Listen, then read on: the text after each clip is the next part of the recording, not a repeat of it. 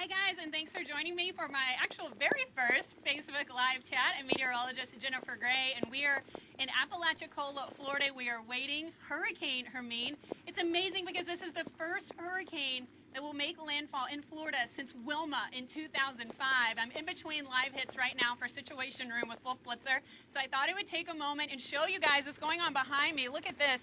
The rain is really coming down. It has gotten much windier in the last hour and a half, and so we are just bracing ourselves for what is going to be Hurricane Hermine. We do expect a landfall here in Apalachicola or near Apalachicola in the next 3 to 4 hours, and then from there the storm is going to roll up towards Tallahassee. And the biggest concern, I think, with this storm is actually in this area is going to be the storm surge. This is an extremely vulnerable part of the state, especially when you get into that big bend of Florida, say right where we are in between Apalachicola and down the coast towards Tampa. Those areas can flood so easily. There's a lot of bays and intercoastal waterways. A lot of people live with water around them and those intercoastal waterways. And so we can get a lot of flooding. We can get storm surge, especially when the winds are rotating around that storm and it's pushing all of that energy, all of that water up into those tiny bays and canals. And that's where we can really get some of that storm surge. Here,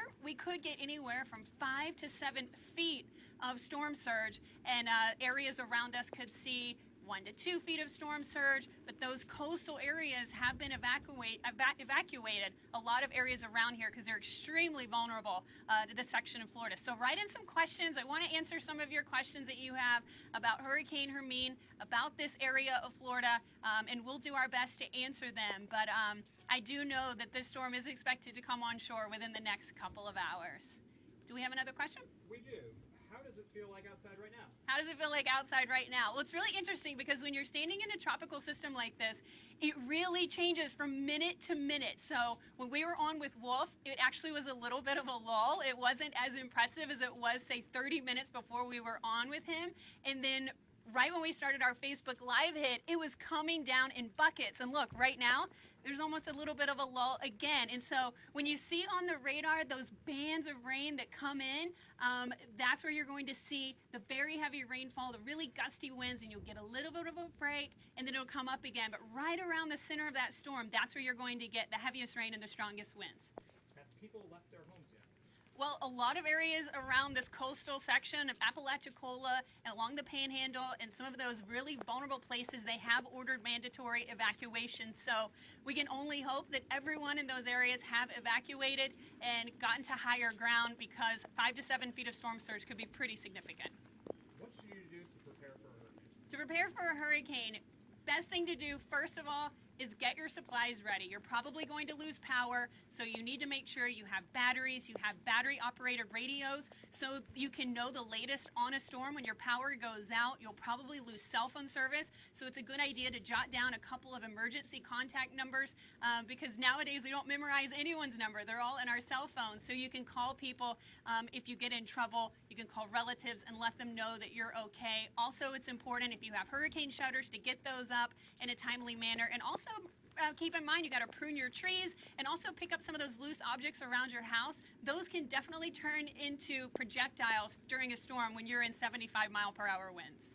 Is the Tampa area out of danger?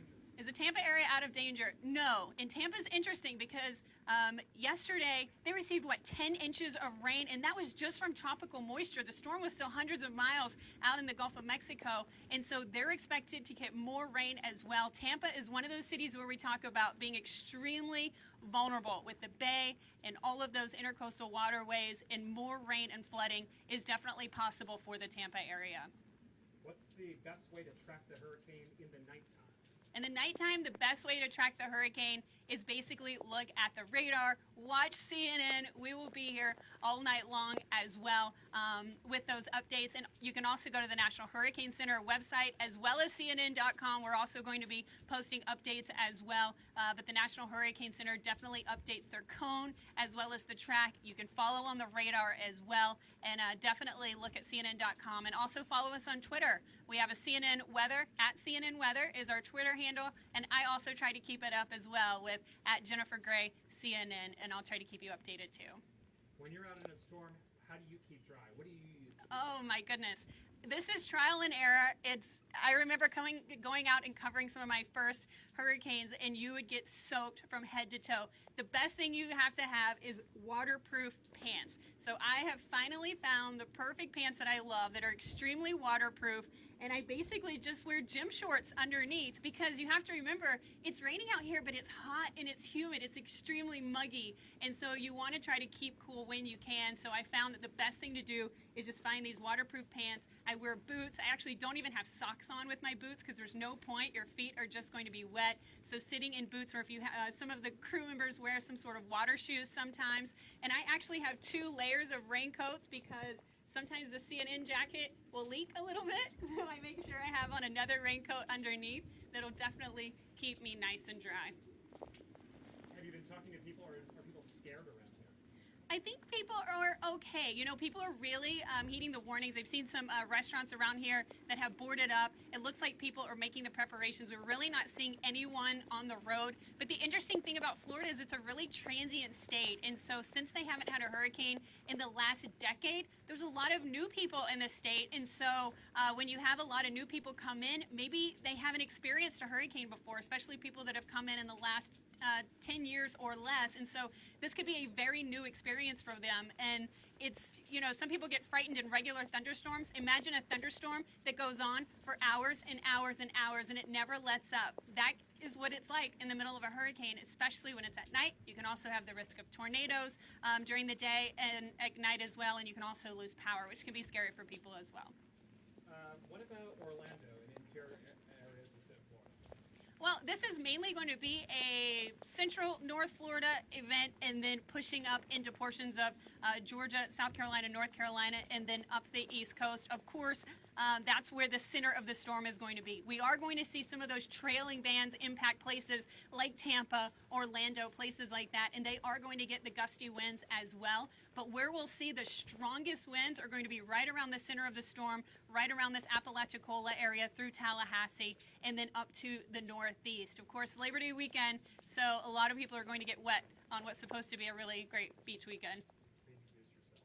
Okay, just to introduce myself, those of you guys who have just joined me, I'm meteorologist Jennifer Gray. I'm actually in between hits right now for CNN. I did a hit with Wolf Blitzer in Situation Room at 5 o'clock, and I have another one again at 6 o'clock. And so I just wanted to take some time to not only introduce myself, but say hi from Apalachicola, Florida, where we're waiting on Hurricane Hermine. You can see just behind me, we're actually in a little bit of a lull right now, which is good because we've been beaten around a little bit out here with the really heavy rain and the really strong winds. And so as those bands come across, you get some pretty nasty weather. So we're here waiting it out. Should be making landfall in the next couple of hours.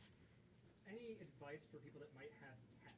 Any advice for people that might have pets? So you definitely want to bring your pets indoors. If you have a dog or if you have a cat outside, you definitely want to bring your pets indoors. A lot of animals can get really nervous during storms. So the same thing that you would do during an ordinary thunderstorm is probably what you would do with your pets during a hurricane. Just keep in mind it's going to be last a lot longer. So anything that you know your pets like to do to keep them calm or just relax them, just spend time with them, hold them, and try to make them as comfortable as possible. Yeah, you're right. It's not only scary for humans, it could definitely be scary for pets as well. So today is September 1st. Can you talk a little bit about how long the hurricane season is, and are we expected to see a pretty busy hurricane season? Okay, so the question was, it's September 1st, you know, asking about the peak of the season and how long the season we're expected to see. So typically the peak of hurricane season is September 10th. That's the peak. And so this is the time of year we start to see storms pretty much line up in a parade, if you will, all the way across the Atlantic. And that's really what we're seeing. In the past week, we have had just this explosion of tropical systems in not only this one in the Gulf of Mexico, but as well as the Atlantic. And so this season is expected to be at normal or slightly above. And so we really are on track with those numbers for the rest of the season. The season goes through the end of November, so we have about 2 months left, or 3 months left. And can you give the forecast again for the state of Georgia? For the state of Georgia, well, this storm is going to roll over through Apalachicola in the next couple of hours, Tallahassee later tonight. By tomorrow, this will be in Georgia. So Macon, you're in this as well. Savannah will be impacted by this. We are going to get some pretty gusty winds there. It won't be quite as gusty as what we will see in Apalachicola, but we are going to see gusty winds, some very heavy rains. Thank you for joining me. I have to run. I have to go do a chat with Wolf Blitzer once again, but I loved having you, and hopefully we can do this again soon. If you're in the forecast cone, if you're in the area that's going to be impacted by Hermine, please stay safe for tonight.